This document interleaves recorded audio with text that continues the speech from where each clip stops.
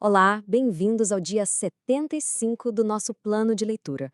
Hoje a gente vai fazer uma conexão bem interessante, ligando três passagens que, à primeira vista, não têm nada a ver uma com a outra: a organização militar de um povo no deserto, um poema sobre o tempo e uma pergunta que mudou a história. Vamos descobrir juntos como a ordem visível de Deus no passado nos ajuda a entender a rocha invisível sobre a qual ele constrói o futuro. Vamos nessa? Para começar, eu quero jogar um número na tela para vocês: 603.550. O que será que é isso? A população de uma cidade? O resultado de alguma votação? Fica com esse número na cabeça, porque ele é a nossa primeira pista na jornada de hoje.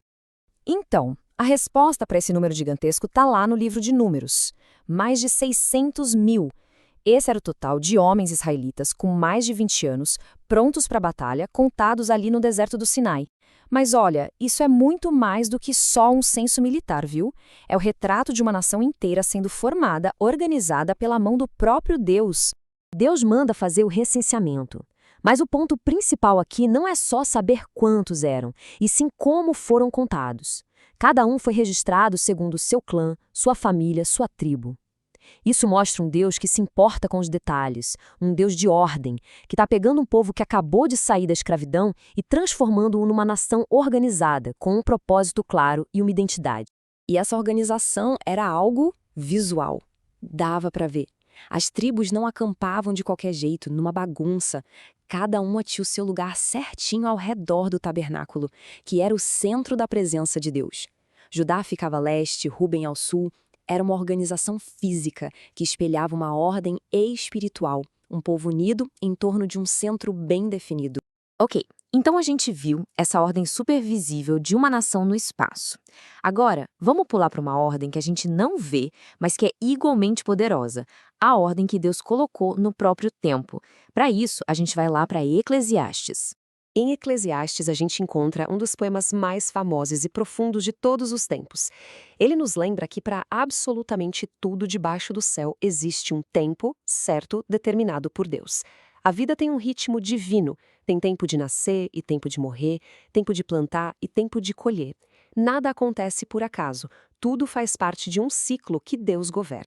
E o poema continua, mostrando todos os contrastes que a gente vive. Tem tempo de chorar, mas também tem tempo de ir. A mensagem aqui é muito forte. Nenhuma estação da vida dura para sempre, e cada uma delas tem um propósito no grande plano de Deus, mesmo que na hora a gente não consiga ver o quadro completo. E aqui está a grande sacada. Deus fez tudo perfeito no seu tempo. Mas, ao mesmo tempo, Ele colocou dentro da gente um anseio, um desejo de eternidade. A gente sente que existe um propósito maior, mas a nossa visão é limitada. A gente vê as estações passando, mas não consegue entender a obra de Deus por inteiro, do começo ao fim. E essa nossa dificuldade de enxergar a obra de Deus nos leva direto para a nossa leitura em Mateus capítulo 16.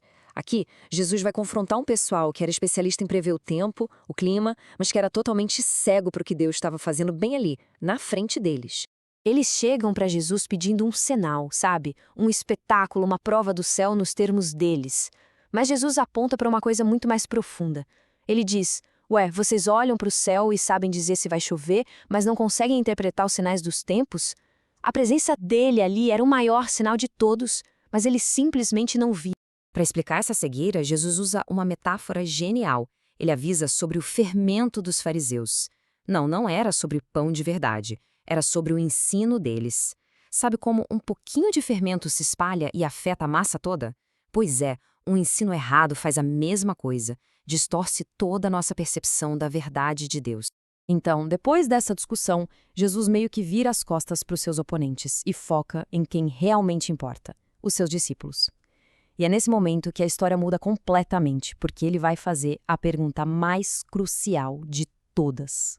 Ele começa com uma espécie de pesquisa de opinião. Tipo, e aí pessoal, o que o povo tá falando de mim por aí? Qual é o burburinho? E as respostas são bem interessantes. Mostram que o pessoal sabia que Jesus não era qualquer um. Eles colocavam ele na categoria dos grandes profetas. Estavam perto da verdade, mas ainda não era aquilo. Faltava a peça principal. E então vem a pergunta que muda tudo. Jesus torna a coisa pessoal. Ok, já sei o que os outros pensam. Mas e vocês? Para vocês, quem eu sou? Essa pergunta não é mais sobre a opinião da multidão, é sobre convicção pessoal, e ela ecoa até hoje. No meio do silêncio, Pedro responde. E não é uma opinião dele, é uma revelação que veio do céu. Tu és o Cristo, ou seja, o Messias que todos esperavam, o Filho do Deus vivo. Essa é a verdade fundamental. Essa é a rocha sobre a qual a nova ordem de Deus vai ser construída. E Jesus responde dizendo que é sobre essa pedra, essa verdade que Pedro acabou de declarar, que ele vai construir a sua igreja. Percebe a jornada? A gente começou com uma nação organizada fisicamente no deserto, e agora chegamos a uma comunidade espiritual, global, construída não sobre etnia ou território, mas sobre a confissão de fé em quem Jesus é. É fascinante ver como Deus vai tecendo a sua história, né? Se essas conexões estão ajudando a iluminar o seu entendimento, fica aqui o convite, curta esse material e siga o canal Pneuma BR para a gente continuar crescendo juntos nesse plano de leitura. Mas acredite se quiser, logo depois desse momento de revelação, desse pico na história, a narrativa dá uma virada de 180 graus. Jesus começa a explicar o que realmente significa ser o Cristo e, principalmente, qual é o custo de seguir ele. E o contraste aqui é chocante. O mesmo Pedro, que segundos antes foi chamado de pedra de fundamento, agora é chamado de pedra de tropeço. Por quê? Porque quando Jesus falou em sofrimento e morte, Pedro rejeitou essa ideia. Ele começou a pensar com a lógica do mundo e não com a lógica de Deus.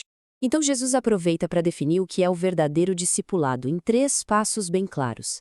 Não é sobre ter poder ou glória aqui na terra, é sobre negar a si mesmo, abraçar o sacrifício, que é o significado de tomar a sua cruz, e, por fim, segui-lo no caminho que ele traçou e não no caminho que a gente gostaria que fosse.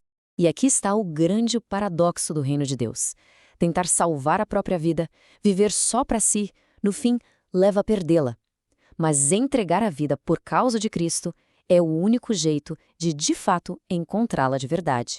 E assim a gente fecha o círculo de hoje. O mesmo Deus que organizou um acampamento inteiro com precisão, que governa cada estação das nossas vidas, se revela em Jesus e nos faz um chamado. A pergunta final que fica para nossa reflexão é: sobre qual rocha a nossa vida está afirmada? Na rocha da revelação de quem Jesus é ou nas areias movediças das opiniões humanas e do nosso próprio interesse?